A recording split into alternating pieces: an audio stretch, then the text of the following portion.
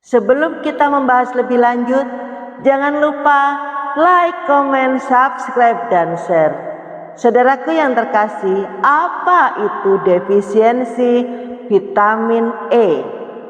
Defisiensi vitamin E adalah kondisi ketika tubuh kekurangan vitamin E.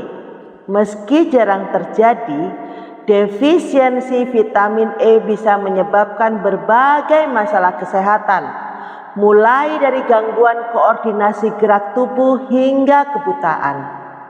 Vitamin E merupakan nutrisi penting yang dibutuhkan oleh tubuh untuk menjaga sistem imun serta melindungi sel-sel tubuh dari paparan radikal bebas. Vitamin ini bisa didapatkan dari makanan seperti kacang-kacangan, biji-bijian, minyak sayur, sayuran hijau, dan gandum. Defisiensi vitamin E umumnya terjadi akibat kurangnya mengkonsumsi makanan yang mengandung vitamin E. Namun, defisiensi vitamin E juga terjadi akibat adanya kondisi lain yang menyebabkan penyerapan nutrisi terganggu atau kita sebut dengan malabsorpsi makanan. Apa penyebab dan faktor risiko defisiensi vitamin E? Seperti saya jelaskan tadi, defisiensi vitamin E biasanya terjadi akibat kurangnya asupan makanan yang mengandung vitamin E atau terganggunya penyerapan nutrisi. Ada beberapa faktor yang dapat membuat seseorang lebih berisiko mengalami defisiensi vitamin E. Misalnya sedang menjalani diet rendah lemak. Karena vitamin E merupakan vitamin yang membutuhkan lemak untuk bisa larut di dalam tubuh. Yang kedua, memiliki kondisi yang menyebabkan malabsorpsi makanan seperti kolestatis, radang pankreas, atau fibrosis kistik. Kemudian bayi yang lahir prematur. Dan meski jarang ditemukan, defisiensi vitamin E juga dapat disebabkan oleh kelainan genetik langka yang menyebabkan tubuh penderitanya tidak dapat memanfaatkan vitamin E dari makanan. Kondisi ini umumnya dapat dialami oleh anak-anak yang berusia 5 hingga 15 tahun. Dan apa saja gejala defisiensi vitamin E? Defisiensi vitamin E jarang menimbulkan gejala pada orang dewasa karena orang dewasa cenderung memiliki banyak cadangan vitamin E di dalam jaringan lemak. Sebaliknya, defisiensi vitamin E bisa berdampak lebih besar jika terjadi pada bayi dan anak-anak. Gejala defisiensi vitamin E umumnya timbul secara bertahap seiring dengan memburuknya kondisi. Gejala tersebut bisa berupa kelemahan atau nyeri otot, kesulitan berjalan dan mengatur keseimbangan, kesulitan mengatur pergerakan tubuh termasuk untuk berbicara dan menelan, kesulitan dalam menggerakkan bola mata terutama ke atas, gangguan penglihatan seperti penyempitan jarak pandang mata atau rabun senja, mudah merasa letih, mudah sakit. Sedangkan pada bayi prematur, defisiensi vitamin E juga dapat meningkatkan risiko terjadinya anemia hemolitik, yaitu kondisi kurangnya darah yang disebabkan oleh pecahnya sel darah merah. Tak hanya itu, bayi prematur juga bisa mengalami perdarahan otak dan pertumbuhan pembuluh darah yang tidak normal pada mata atau kita sebut sebagai retinopathy of prematurity. Kapan Anda harus ke dokter? Saudaraku yang terkasih, periksakan diri ke dokter jika Anda mengalami gejala defisiensi vitamin E yang telah saya sebutkan tadi. Terlebih jika Anda memiliki kondisi yang dapat mempengaruhi penyerapan vitamin E di dalam tubuh.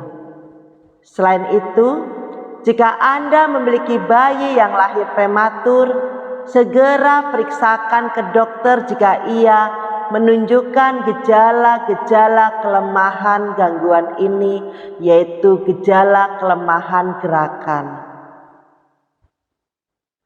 Bagaimana cara mendiagnosis defisiensi vitamin E? Anamnese keluhan dan gejala yang dialami, gaya hidup, riwayat kesehatan pasien dan keluarga itu penting kita tanyakan. Pemeriksaan fisik secara keseluruhan terutama pada fungsi syaraf, otot, dan mata. Tes darah untuk mengukur kadar vitamin E di dalam darah, dan tes darah juga dapat dilakukan untuk mendeteksi anemia hemolitik yang dapat terjadi akibat defisiensi vitamin E.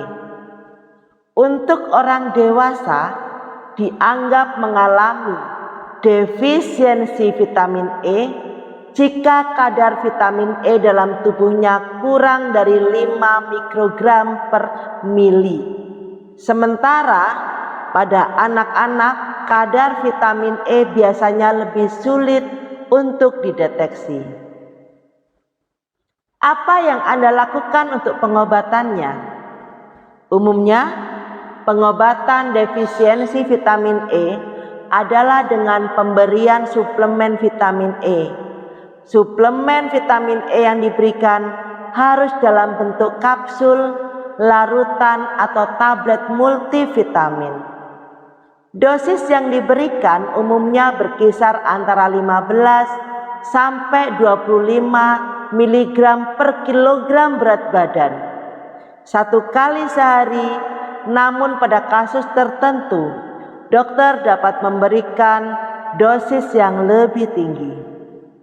Pada penderita gangguan empedu, suplemen vitamin E diberikan melalui infus. Hal ini dikarenakan tubuh pasien tidak mampu menyerap suplemen vitamin E yang diminum.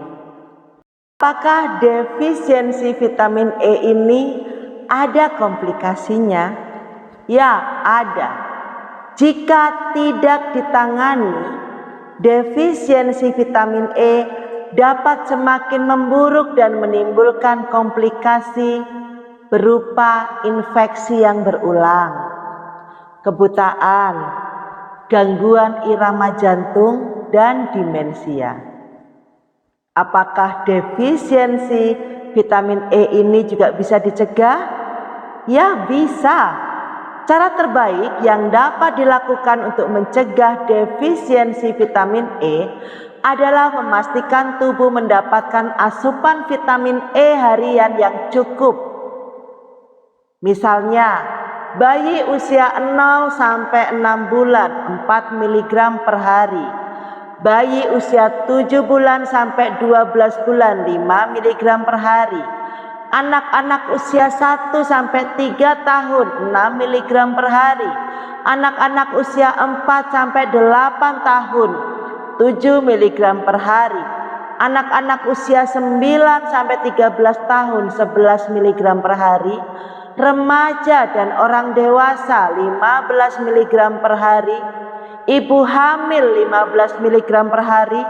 Ibu menyusui 19 mg per hari. Dan bagi bayi usia 0 sampai 6 bulan yang belum boleh mengonsumsi makanan padat, kebutuhan vitamin E bisa tercukupi dari ASI atau susu formula. Namun, setelah disapi, kebutuhan vitamin E pada bayi perlu dicukupi dari makanan dan makanan yang bisa menjadi sumber vitamin E antara lain kacang dan biji-bijian, sayuran hijau, minyak sayur, telur, kiwi dan mangga. Selain dari makanan, asupan vitamin E juga bisa didapatkan dari suplemen. Suplemen vitamin E dapat diberikan kepada bayi prematur untuk mencegah defisiensi vitamin E. Juga kepada anak-anak dan orang dewasa yang merasa asupan vitamin E dari makanannya tidak cukup. Perlu diingat, konsumsi suplemen vitamin E sebaiknya dikonsultasikan terlebih dahulu dengan dokter. Pasalnya, jika suplemen ini tidak dikonsumsi sesuai dengan aturan dan dosis yang tepat, dapat timbul beragam efek samping. Salah satunya adalah peningkatan risiko terjadinya perdarahan. Baiklah saudaraku yang terkasih, demikian paparan kami tentang defisiensi vitamin E. Jangan lupa like, komen, subscribe, dan share. Jika Anda membutuhkan kuliah di Fakultas Kesehatan, mulai dari kebidanan, keperawatan, SKM, radiologi, farmasi, S1, S2 hingga S3 yang terkait dengan yang saya sebutkan tadi, Anda bisa memilih Universitas Trada Indonesia di Kediri. Sekian dan terima kasih. Salam sehat.